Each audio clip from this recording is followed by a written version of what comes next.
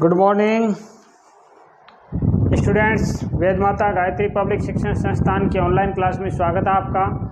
अपन रसायन विज्ञान कक्षा 12 चैप्टर नंबर 15 और इसकी आज 5वीं क्लास होगी भाई अपनी दो, और पाठ का नाम है बहुलक।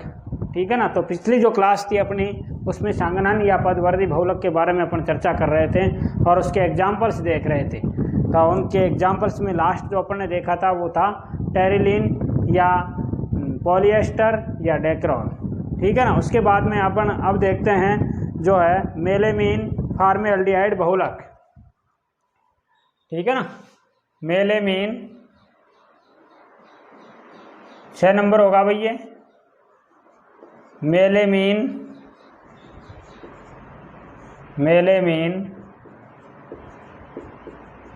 फॉर्मेल्डिहाइड बहुलक।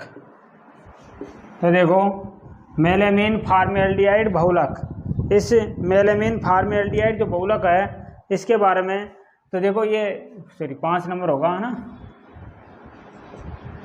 मेलेमीन फॉर्मेल्डिहाइड बहुलक। तो इसके बारे में देखेंगे तो देखो मेलेमीन और फॉर्मेल्डिहाइड का संघनन होता है। तो देखो मेलेमीन का जो सूत्र होता है वो होता है, पहले एक लाइन लिखवा देता हूं मैं है ना। तो मेलेमीन यह बहुलक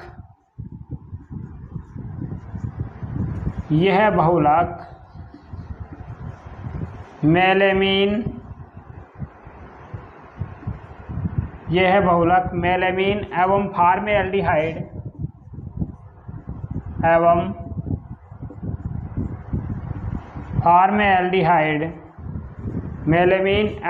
फॉर्मेल्डिहाइड के संघनन बहुलकीकरण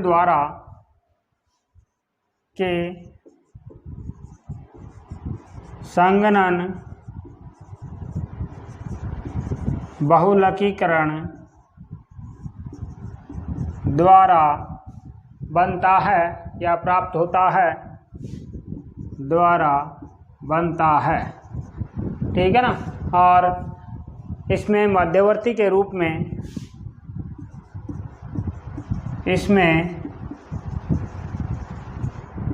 मध्यवर्ती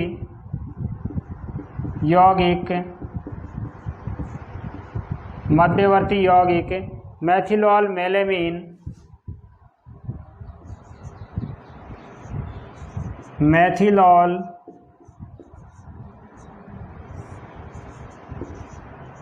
मेलेमीन बनता है भाई। ठीक है। तो अब देखते हैं ये मेलेमीन से बनेगा। तो देखो मेलेमीन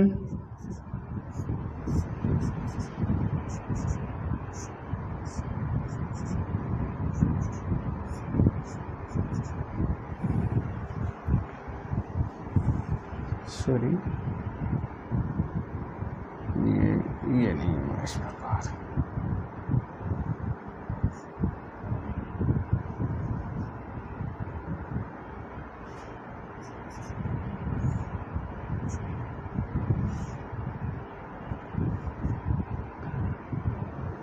ये होता है इस प्रकार। ठीक है ना। और ये तो है चौथा भी, इनसे तो जुड़ा हुआ था।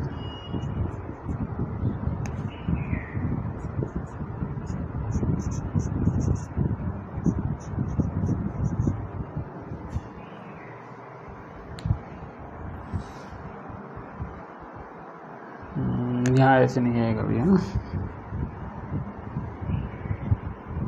यह है मेलेमीन।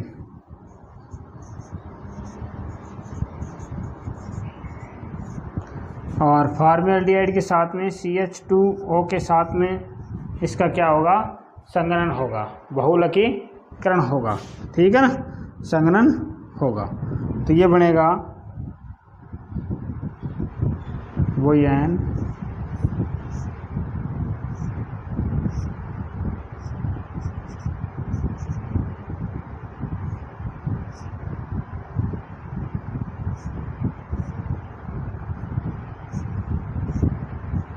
यहाँ NH CH2OH।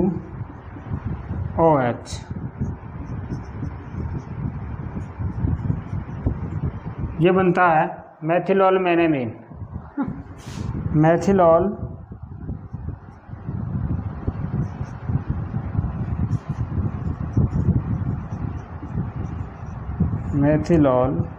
दूसरे पेन मेथिलॉल मेलामीन मध्यवर्ती बनेगा भाई।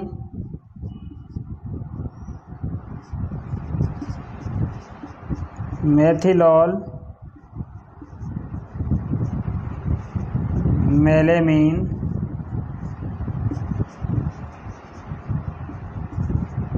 मध्यवर्ती, और अंतिम जो उत्पाद प्राप्त होगा वो होगा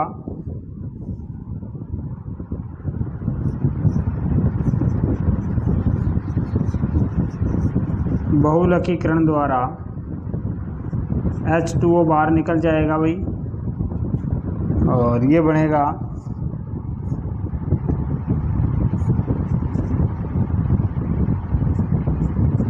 NH, यह लिख देता हूँ,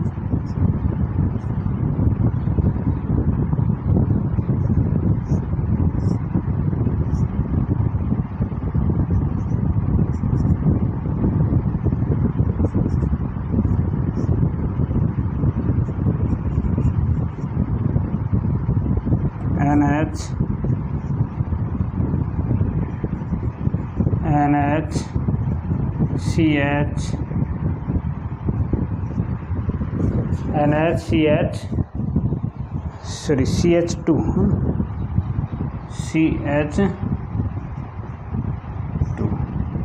होल N, ये बनेगा भाई। इसका नाम होगा मेलामीन फॉर्मेल्डिहाइड। ये है मेलामीन फॉर्मेल्डिहाइड। सॉरी, इसके ये बंद नहीं दर्शाया मैंने, ये लो।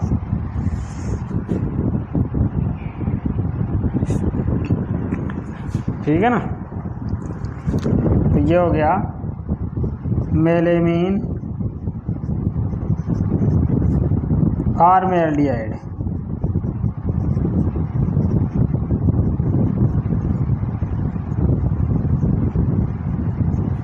बहुलक, तो ये बनेगा भाई। तो देखो इसमें क्या लिखा है मैंने, यह है बहुलक मेलामीन और फॉर्मेल्डिहाइड। ये रहा मेलामीन और ये रहा फॉर्मेल्डिहाइड। ये है भाई फॉर्मेल्डिहाइड। फॉर्मेल्डिहाइड को इस प्रकार भी लिख सकता हूँ भाई, ये भी ऐसे भी लिख सकते हैं। तो मेलामीन और फॉर्मेल्डिहाइड, इनका संघनन होता है। संघनन के फलस्वरूप ये यौगिक बनता है।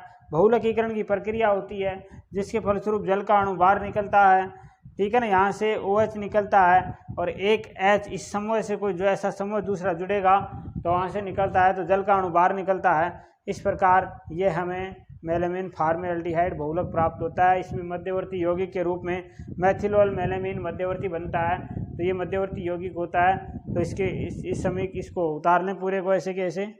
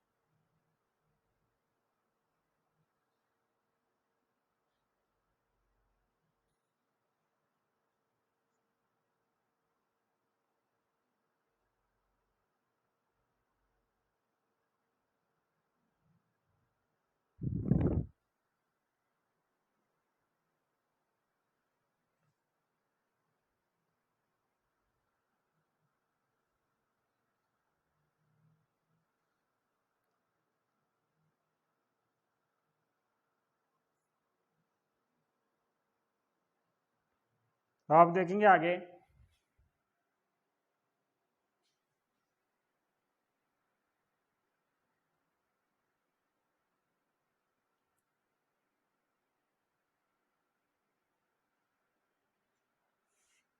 उपयोग लिखेंगे इसके। इसका जो उपयोग है वो है भाई उपयोग लिख लें, उपयोग अभंजीय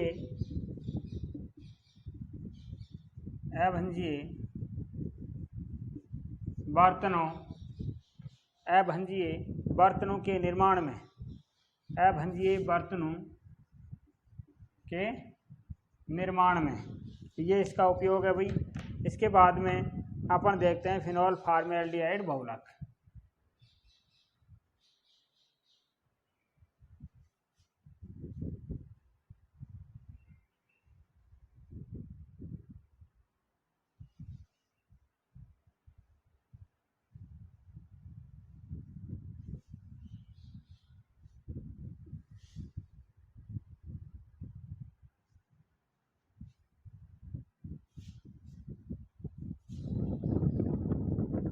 अब नंबर 6 है फिनॉल फॉर्मेल्डिहाइड बहुलक।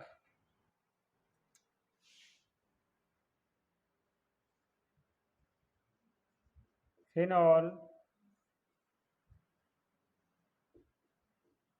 फॉर्मेल्डिहाइड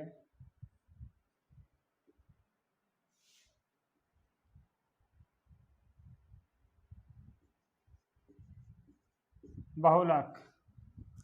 और इसमें फिनॉल फॉर्मेल्डिहाइड जो बहुलक है, इसमें देखो फिनॉल और फॉर्मेल्डिहाइड की अभिक्रिया होती है भाई, और जिसके फलस्वरूप ortho hydroxy phenol Maithil phenol व पैरा हाइड्रोक्सी मैथिल फिनॉल बनता है।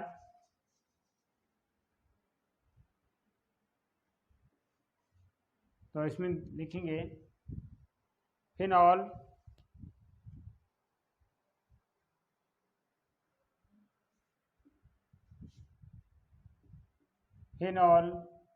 की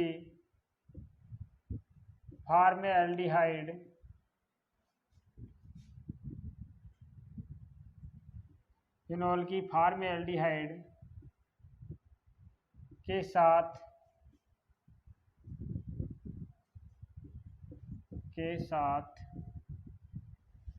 तनु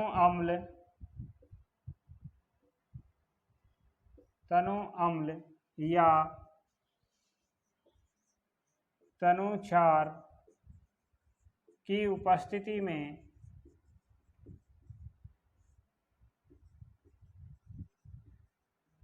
अभिक्रिया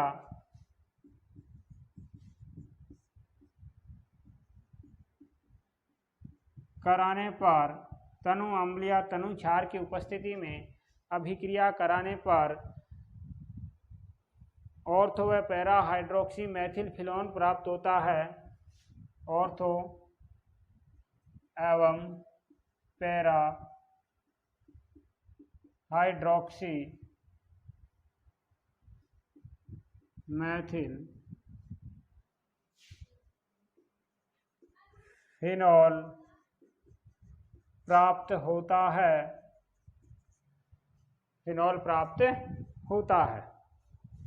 जो तो देखो पहले इसको देखते हैं, समीकरण लिखेंगे इसका।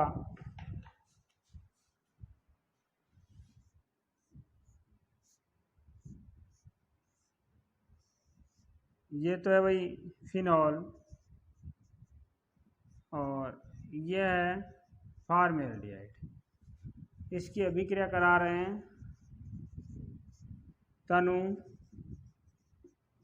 अम्ल या क्षार के साथ में इसे क्या कर रहे हैं, गर्म कर रहे हैं। तो हमें ये प्राप्त हो रहा है OH CH2OH या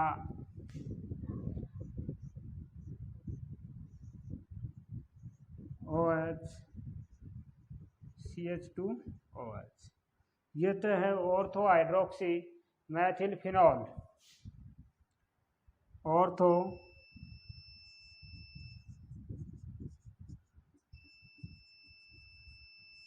हाइड्रोक्सी मैथिल फिनॉल, और यह है पैरा हाइड्रोक्सी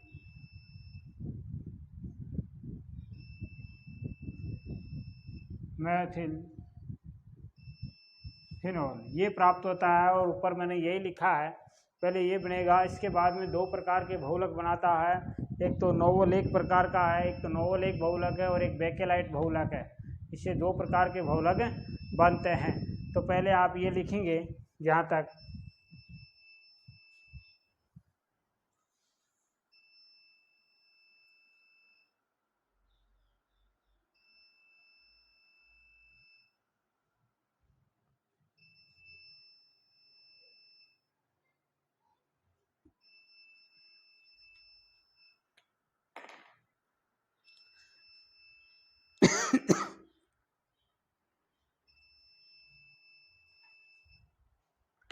तो देखो अब आगे इसके नीचे लिखेंगे, इसके नीचे एक लाइन लिखेंगे, इस प्रक्रिया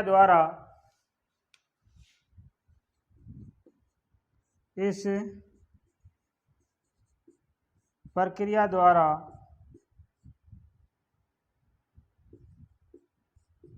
दो प्रकार के बहुलक बनते हैं। दो प्रकार के बहुलक बनते हैं। तो ये लिख लेंगे और नंबर 1 प्रकार का लिखेंगे इसमें।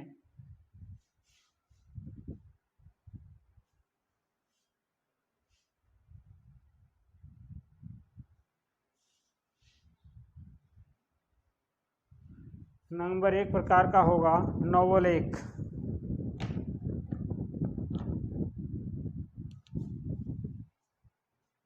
नंबर 1 प्रकार का है नोवोलेक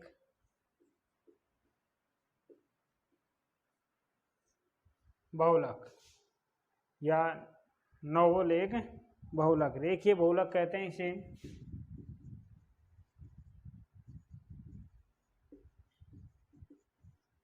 रेखीय बहुलक।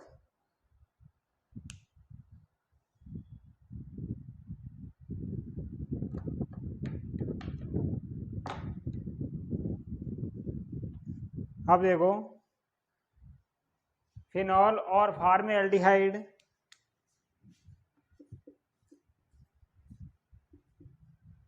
फिनॉल एवं फॉर्मेल्डिहाइड फिनॉल एवं फॉर्मेल्डिहाइड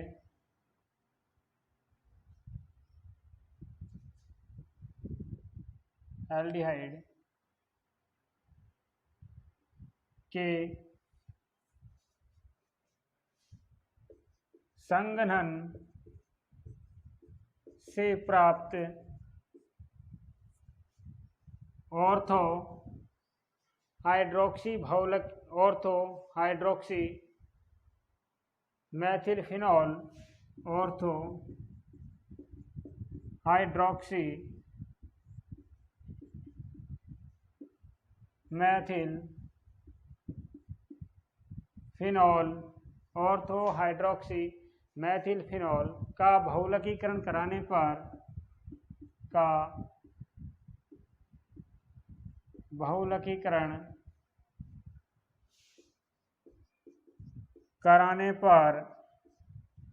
कराने पर एक रेखीय बहुलक प्राप्त होता है।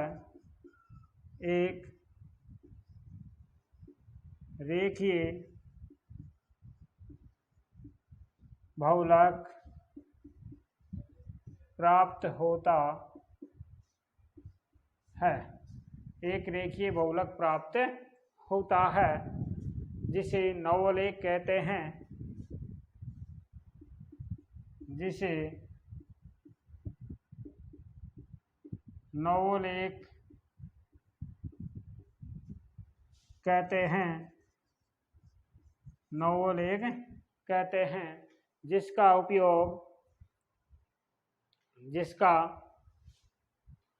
उपयोग प्रलेपों में किया जाता है। जिसका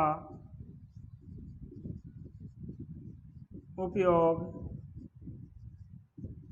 प्रलेपों में किया जाता है, प्रलेपों में किया जाता है। तो ये ऑर्थो हाइड्रोक्सी जो बहुलक होता है इसका देखो समीकरण लिख देता हूँ भी।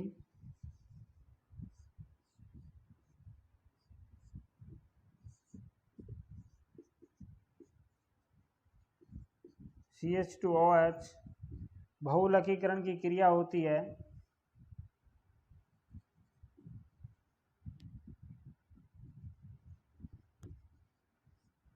ठीक है भाई। और इसमें ये एक यौगिक प्राप्त होगा रेखीय संरचना वाला CH2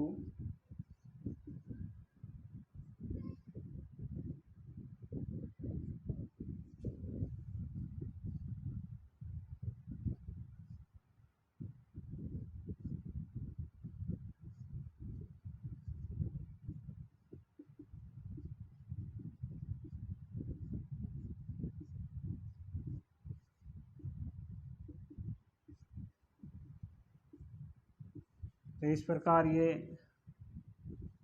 बहुलक प्राप्त होता है रेखीय, इसको कहते हैं नोवोलेर।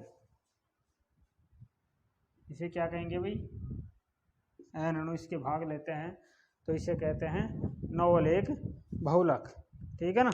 और इस ये प्रक्रिया भी अम्ल की उपस्थिति में होती है भाई, तनु अम्ल की उपस्थिति में ये प्रक्रिया होती है। इसका OH टूटता है, वो H उससे मिलकर के जल का अणु बना लेता है। तो ये होता है नोवोलेक बहुलक जो रेखीय प्रकार का होता है। तो इसको उतार लें आप ऐसे कैसे।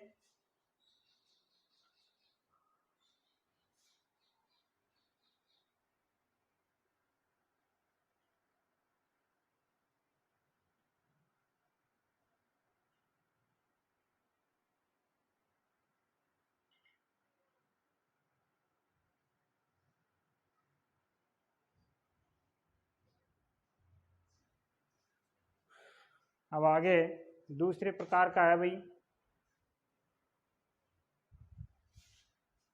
वो त्रिक जाल वाला बहुलक है बेकेलाइट।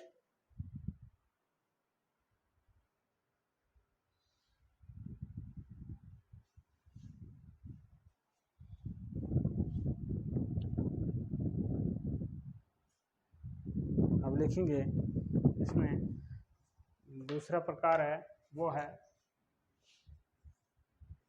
बेकेलाइट।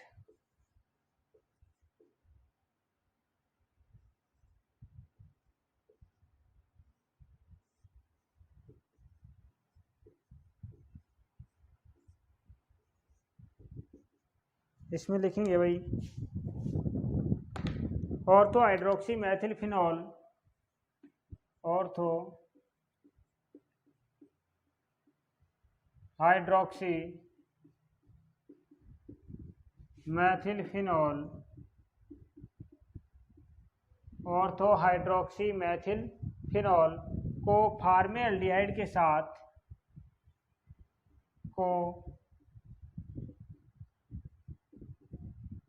फार्मेल्डिहाइड के साथ फार्मेल्डिहाइड के साथ तनु अम्ल या क्षार की उपस्थिति में तनु अम्ल या क्षार की उपस्थिति में तनु अम्ल या क्षार की उपस्थिति में गर्म करने पर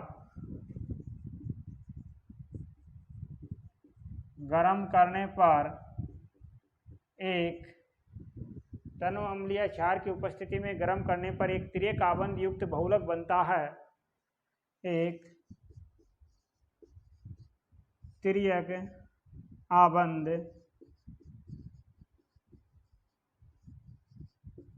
युक्त बहुलक बनता है, त्रियक आबंध युक्त बहुलक बनता है जिसे बेकेलाइट कहते हैं, जिसे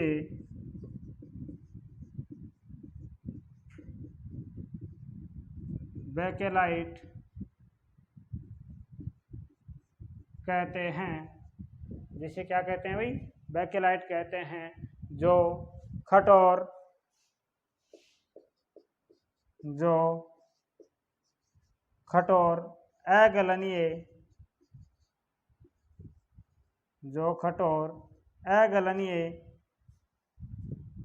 अगलनीय और भंगुर होता है, अगलनीय और भंगुर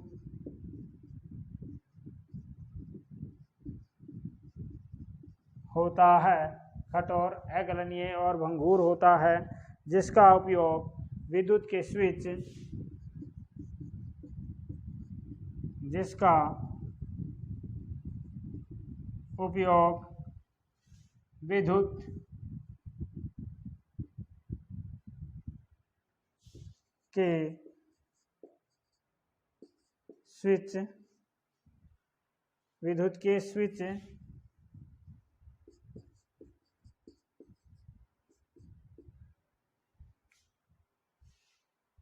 विद्युत के स्विच बनाने में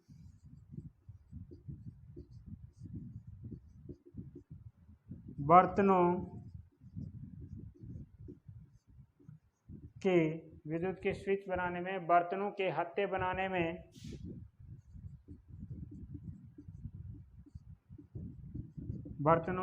बनाने में और कंप्यूटर डिस्क बनाने में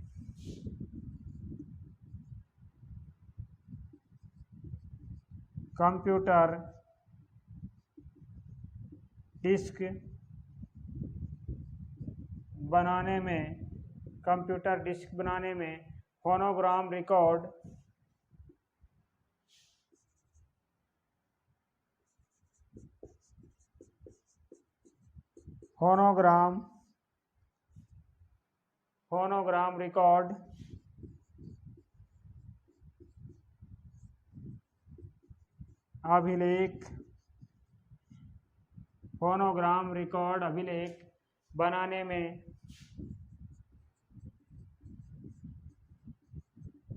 किया जाता है। ये इसके उपयोग हैं भाई, फोनोग्राम रिकॉर्ड बहुलक बनाने में किया जाता है। तो देखो, ये जो ऑर्थो हाइड्रोक्सी मेथिलफिनॉल को फॉर्मेल्डिहाइड के साथ तनु अम्ल व क्षार की उपस्थिति में गर्म करेंगे इसे, और गर्म करने पर एक त्रिकाबंध युक्त बहुलक बनेगा, उसे बेकेलाइट कहते हैं। बेकेलाइट की प्रकृति कैसी होती है? अगलनीय होता है, कठोर होता है, भंगुर होता है। अब इसका उपयोग विद्युत के स्विच बनाने में, ये जो विद्युत के स्विच हैं वो इसी के बने हुए होते हैं भाई। बर्तनों के हत्थे बनाने में, बर्तनों के हत्थे, यहाँ हत्थे लिखना है, बर्तनों के हत्थे बनाने में, कंप्यूटर डिस्क बनाने में, फोनोग्राम रिकॉर्ड अभिलेख बनाने में, तो इस प्रकार इसका उपयोग ऐसे किया जाता है। तो अब इसकी जो समीकरण है वो लिख लेते हैं अपन। आप इसको उतार लेना ऐसे कैसे भाई, ठीक है ना, उतार लो।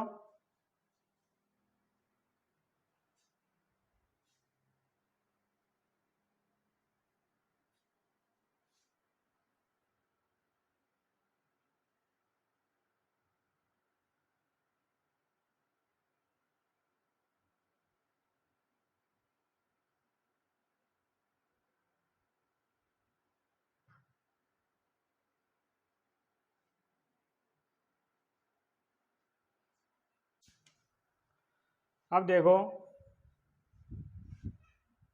समीकरण लिखते हैं इसका।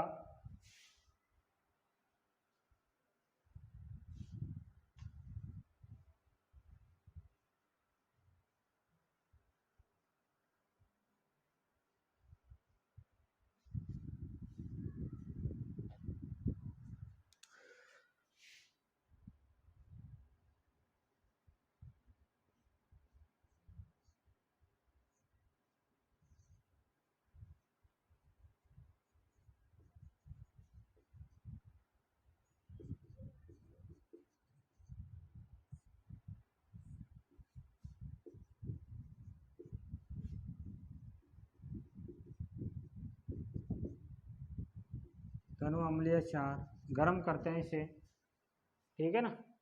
तो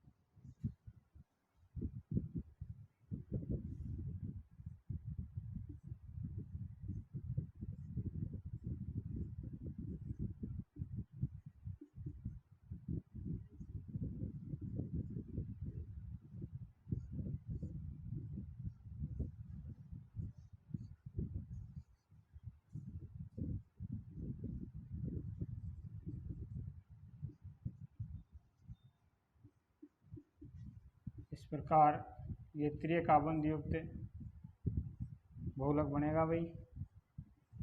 अब त्रिक आबंध युक्त होता है इसीलिए ये कठोर होता है।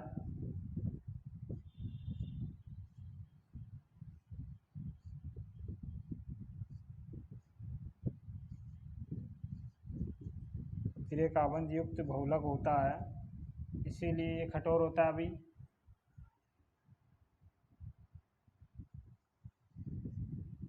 हॉल एन ये होती है बेकेलाइट बहुलक की संरचना।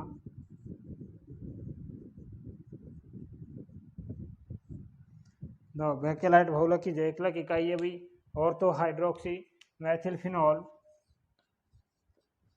ऑर्थो हाइड्रोक्सी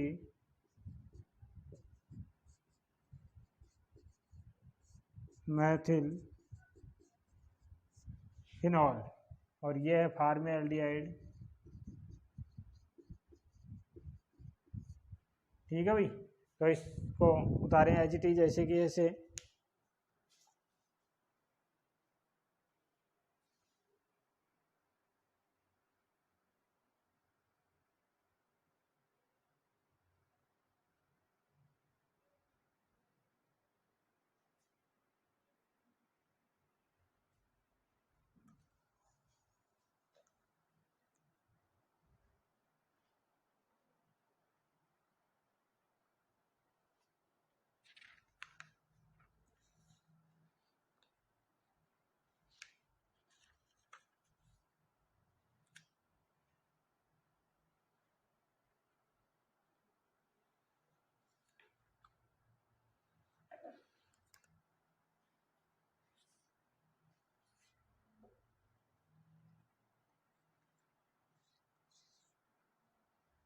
ठीक है भाई, इसके बाद में उपयोग मैंने इसके लिखाई दिए पहले।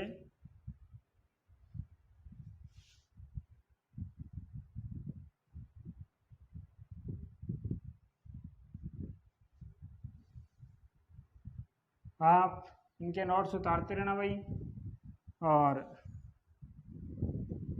जब भी स्कूलें ऑफलाइन होंगी समझा दिए जाएंगे। आपको लिखाने का टाइम मिलेगा नहीं क्योंकि टाइम बहुत कम हो रहा है, 2 महीने जा चुके हैं आपके सत्र के। तो आप इनको उतारते रहना भाई, पूरे नोट्सों को उतार लेना, ठीक है ना। और समझाने की जहाँ भी ज़रूरत होगी पूरे समझा दूंगा दोबारा। तो अब आप अगला टॉपिक अपना है वो है रबड़। रबड़, ठीक है भाई। रबड़ 2 प्रकार का होता है भाई। ये रबड़ 2 प्रकार का होता है, एक प्राकृतिक रबड़ और एक संश्लेषित रबड़। प्राकृतिक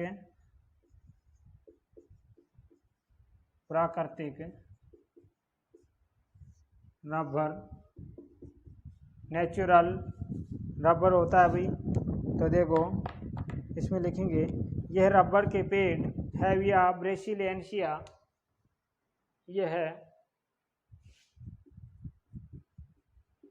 रबड़ के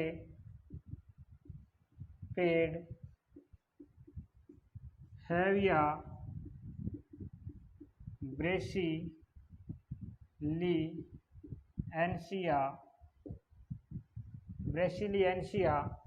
या ब्रेसिलेंसिया सॉरी, हैविया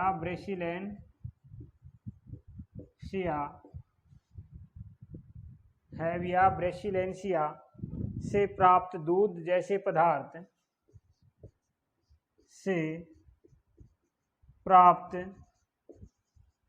दूध जैसे पदार्थ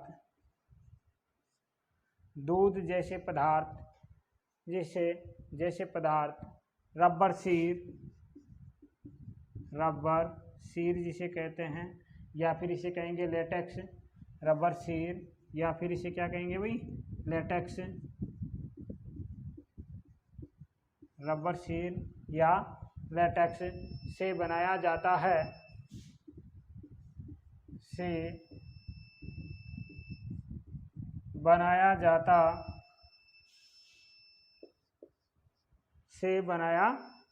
है, लेटेक्स में आइसोप्रीन की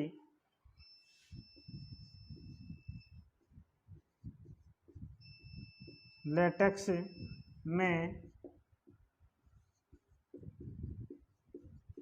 आइसोप्रीन की 1,00,000 इकाइयाँ आइसोप्रीन की 1,00,000 इकाइयाँ पाई जाती हैं।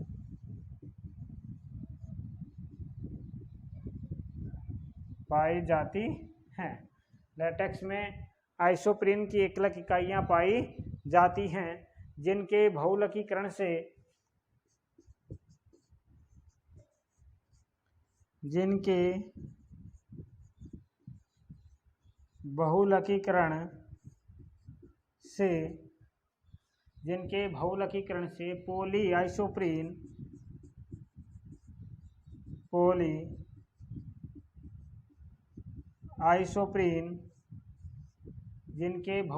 से पॉलीआइसोप्रीन प्राप्त होता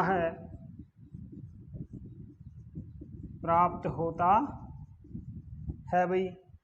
तो प्राकृतिक रबड़ है जिनके आइसोप्रीन की जो प्राकृतिक रबड़ का पेड़ है हेविया ब्रेसिलियनसिया, इससे प्राप्त किया जाता है। और इससे प्राप्त होता है कौन? इसका जो दूध होता है रबड़ का, या रबड़ सीड जिसे कहते हैं, उसे कहते हैं लेटेक्स। इस लेटेक्स में आइसोप्रीन की 1,00,000 इकाइयाँ होती हैं, यानी आइसोप्रीन एक समूह है, उसकी 1,00,000 इकाइयाँ होती हैं। तो ये आइसोप्रीन की 1,00,000 इकाइयाँ पॉलीआइसोप्रीन बनाती हैं।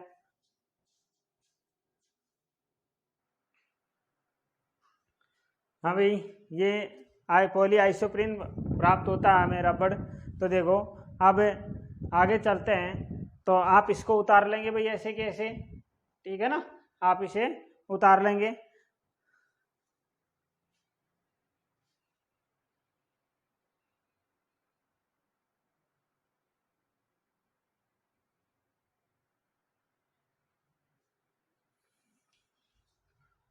बीच में कुछ टेक्निकल प्रॉब्लम आ गई थी भाई, ठीक है ना। तो चलो, प्राकृतिक रबड़ में देख रहे हैं भाई अपन, है ना। तो अब इसका समीकरण लिखते हैं। देखो आइसोप्रीन जो होता है वो क्या होता है भाई? CH2 डबल बंद CH3, ठीक है ना, CH2 डबल बॉन्ड CH3 और CH डबल बंद CH2, ये एक आइसोप्रीन की इकाई होती है, इसे आइसोप्रीन कहते हैं। तो देखो इसका वैसे नाम तो है आइसोप्रीन,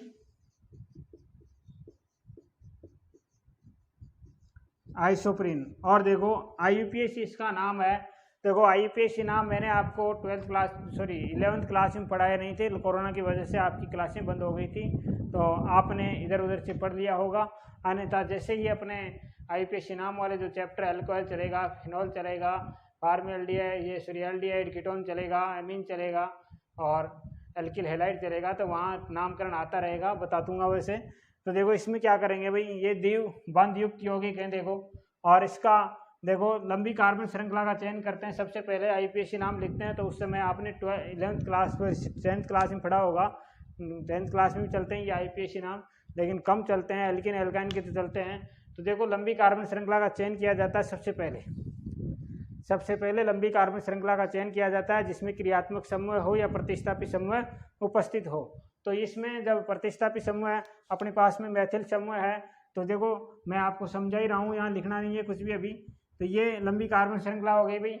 अब इसका अंकन उस दिशा से किया जाता है भाई, इसका अंकन उस दिशा से किया जाता है जिसमें प्रतिस्थापी समूह या क्रियात्मक समूह को न्यूनतम अंक मिले, नंबर 1 बात।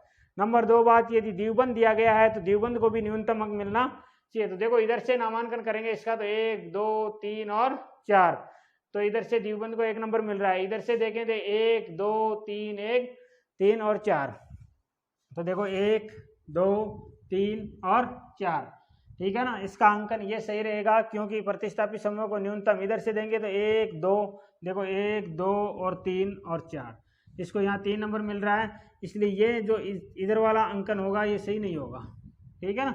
आप देखो नाम लिखेंगे इसका मैथिल समूह पहले प्रतिस्थापित समूह का नाम लिखा जाएगा, उसके बाद में हाइड्रोकार्बन श्रृंखला का नाम लिखा जाएगा, उसके बाद में उसके जो क्रियात्मक समूह है उनके अनुलग्न आप वो लिखे जाएंगे, ठीक है ना।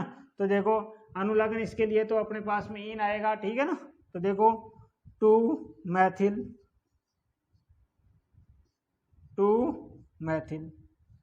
ठीक है ना, 2 मैथिल।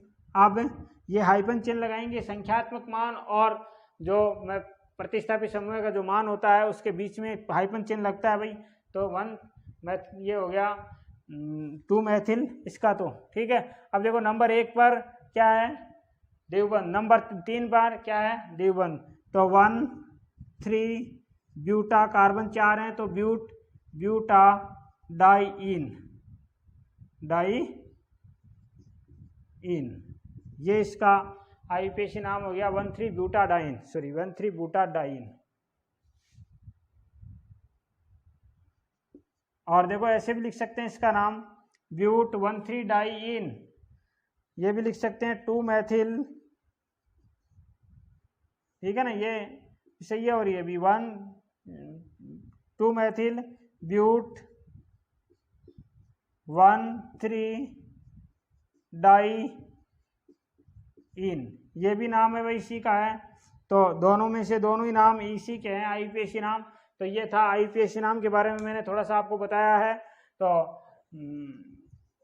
आप प्रैक्टिस कर लेना भाई इनकी, क्योंकि अब परिस्थिति अपने पास में ऐसी थी कि आपकी क्लास लग नहीं पाई और आपको ये चीज़ें, काफ़ी बच्चे इन चीज़ों से वंचित रह गए। तो देखो करना ही पड़ेगा एडजस्टमेंट अपन को। तो इसका बहुलकीकरण करेंगे भाई, ये आइसोप्रीन है और इसका बहुलकीकरण ये किया जाता है इसका।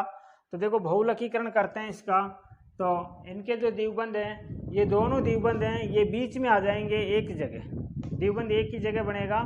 तो इसमें देखो CH2 CH3, ये द्विबंध यहाँ ट्रांसफर हो जाएंगे समझौता करके, और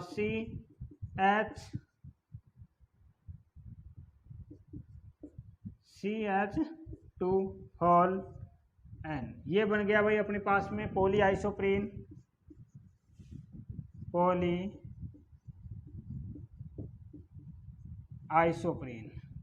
ठीक है ना। और पॉली आइसोप्रीन एक प्रकार का प्राकृतिक रबड़ है भाई, ये अपने पास में मिल जाता है हमें, तो पॉली आइसोप्रीन बनता है, ठीक है ना। तो इस प्रकार पॉली आइसोप्रीन का निर्माण होता है प्राकृतिक रबड़ का। तो ये समीकरण आप उतारेंगे ऐसे कैसे, इसके आईयूपीएसी नाम जरूर उतारेंगे। एक बार एग्जाम में पूछा जा चुका है कि रबड़, प्राकृतिक रबड़ की एकलक इकाई कौन सी है, आइसोप्रीन, तो उसका आईयूपीएसी नाम लिखिए। तो ये आईयूपीएसी नाम इनमें से दोनों में से आप कोई सा भी लिख सकते हैं, तो ध्यान रखना जरूर, आप उतारो इसे।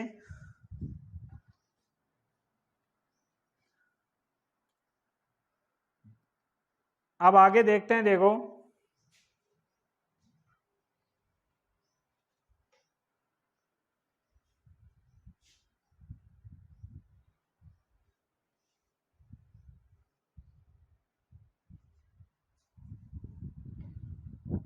आइसोप्रीन के समकक्ष रूप को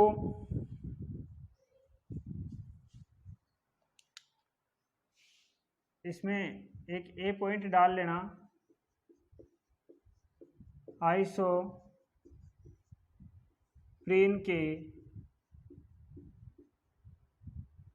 समकक्ष रूप को, आइसोप्रीन के समकक्ष रूप को, सॉरी पॉली आइसोप्रीन लिखेंगे भाई, पॉली आइसोप्रीन के समकक्ष रूप को प्राकृतिक रबड़ कहते हैं, प्राकृतिक रबड़ कहते हैं। आइसोप्रीन के समकक्ष रूप को क्या कहेंगे, पॉली आइसोप्रीन के समकक्ष रूप को प्राकृतिक रबड़ कहते हैं भाई। और देखो इसका समकक्ष रूप क्या होता है, C,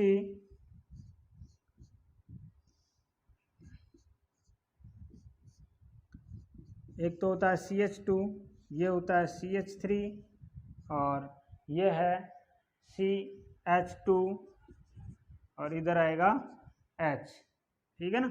यही तो थी उसकी वो, यहाँ CH2 C डबल बंद C और ये आ जाएगा यहाँ CH3 H CH2।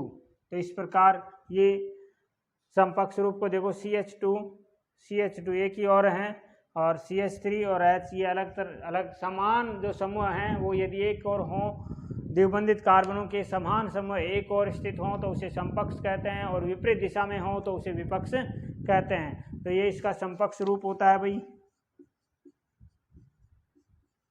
समकक्ष पॉलीआइसोप्रीन।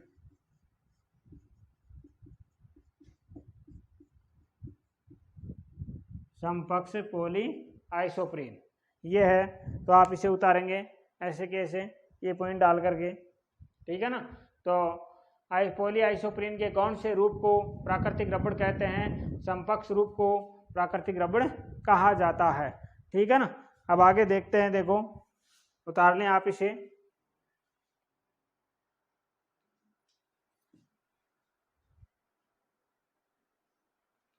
आगे देखते हैं, देखो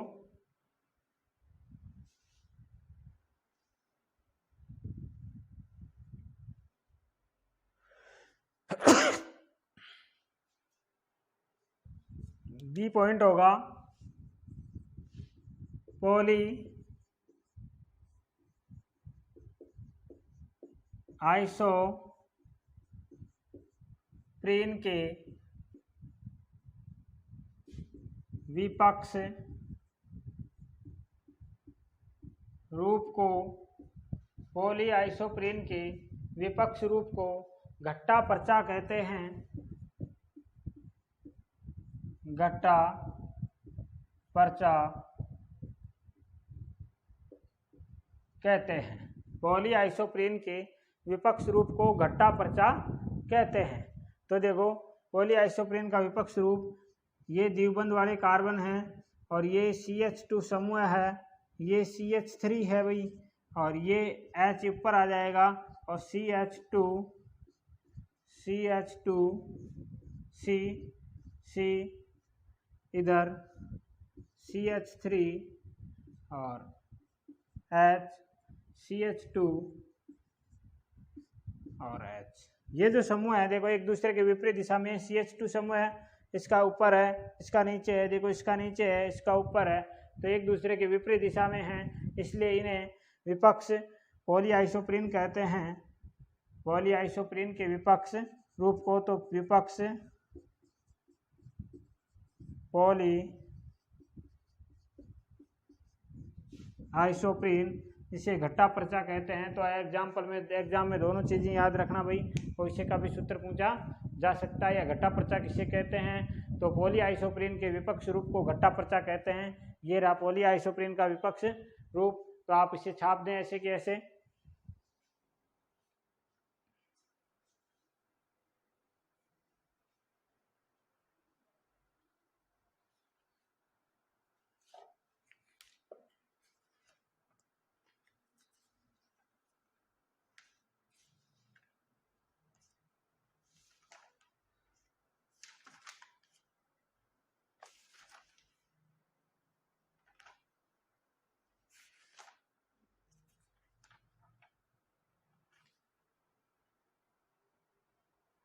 ठीक है भाई, ये है। तो देखो अब आगे अगला टॉपिक है अपना, इसी में प्राकृतिक रबड़ी चल रहा है। तो इसमें देखो प्राकृतिक रबड़ के गुण, प्राकृतिक रबड़ के गुण।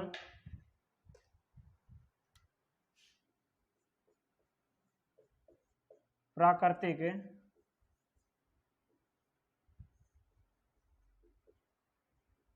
रबड़ के गुण,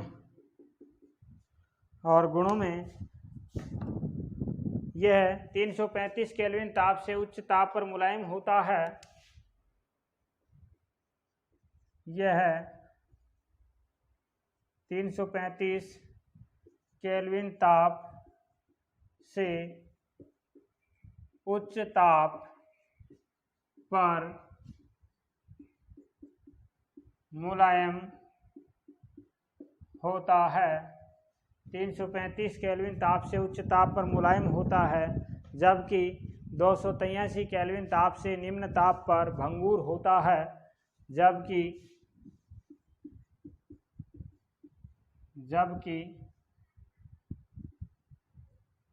283 केल्विन ताप से कम ताप पर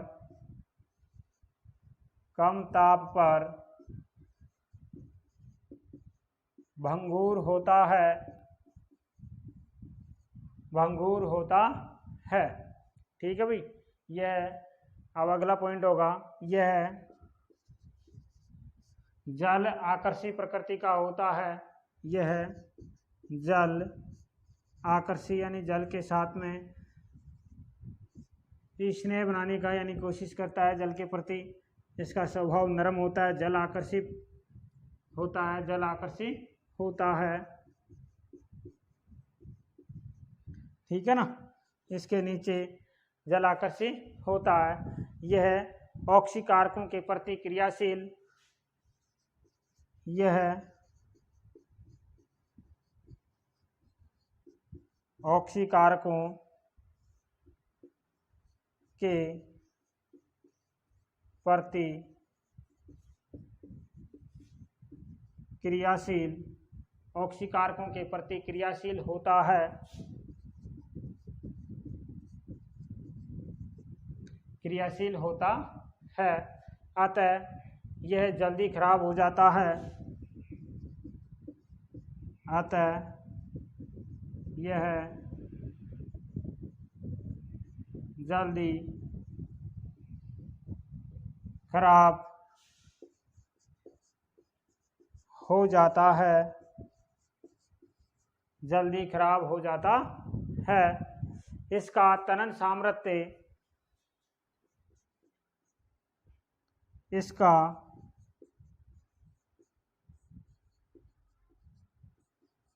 तनन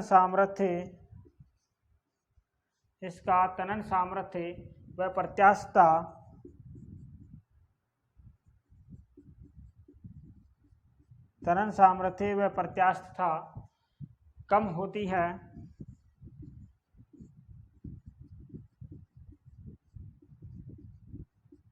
तनन सामर्थ्य व प्रत्यास्थता कम होती है। यह अधिक घिसने वाला होता है।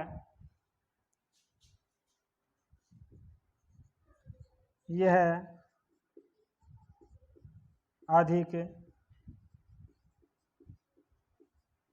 घिसने वाला होता है। तो ये थे इसके गुण भाई, आप उतारेंगे इसके गुणों को।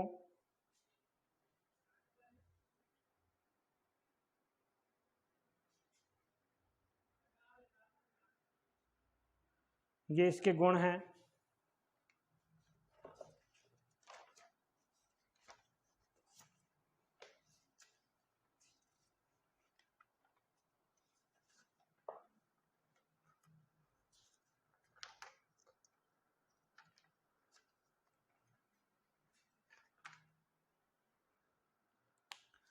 तो ये था प्राकृतिक रबड़। अब देखेंगे अपन वल्कनीकृत रबड़ भाई, वल्कनीकृत रबड़ या रबड़ का वल्कनीकरण। ठीक है ना, रबड़ का वल्कनीकरण। और रबड़ का वल्कनीकरण अपन अगली क्लास में देखेंगे भाई। आज की क्लास में अपन इतना ही। तो आज की क्लास में अपन ने क्या क्या देखा है? आज की क्लास में अपन ने बेकेलाइट, मेलामाइन, फॉर्मेल्डिहाइड रेजिन देख लिया, बेकेलाइट देख लिया, नोवोलैक देख लिया, और उसके बाद में ये रबड़, और रबड़ में प्राकृतिक रबड़, पॉलीआइसोप्रीन, आइसोप्रीन और घट्टा परचाक से कहते हैं, विपक्ष रूप को कहते हैं, और प्राकृतिक रबड़ के गुणों के बारे में अपन ने चर्चा की है। रबड़ का वल्कनीकरण नेक्स्ट क्लास में देखेंगे। धन्यवाद।